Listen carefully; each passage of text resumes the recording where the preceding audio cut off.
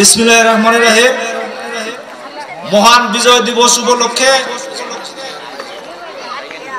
কাগজিয়াটা পূর্ব নোটিশর কর্তৃক আয়োজিত আজকের এই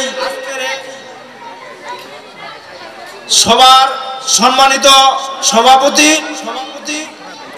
প্রধান অতিথি হিসেবে উপস্থিত আছেন গোপালপুর উপজেলা যুবদলের সিনিয়র যুগ্ম আহ্বায়ক সাবেক জিবিজি বিশ্ববিদ্যালয় কলেজ ঘাটায় শ্রদ্ধাভাজন বড় ভাই মুস্তাফিজুর রহমান জসিম সহ আমাদের মাঝে মির্জাপুর গোপালপুর বিভিন্ন অঙ্গ সংগঠনের নেতৃবৃন্দ আমাদের মাঝে উপস্থিত আছেন।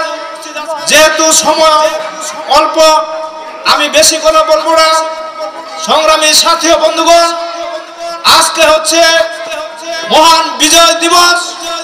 স্বৈরাচারী হাসিনা সরকার 17টি বছর আমাদেরকে এই বিজয় দিবস উদযাপন করতে দেয়নি।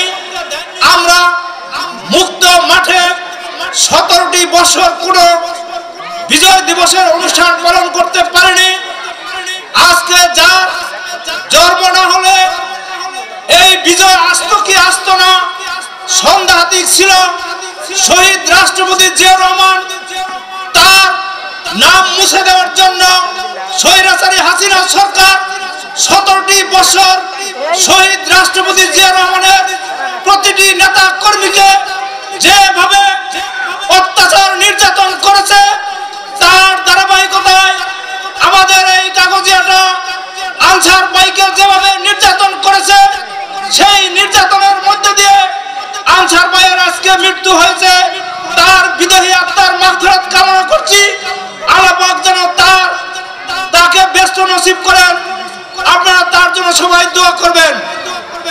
সাথী ও বন্ধুগণ, আজকে যেহেতু বিজয় দিবস, আপনাদের সামনে এই বিজয় দিবসের কথা বললে অনেক সময় লাগবে।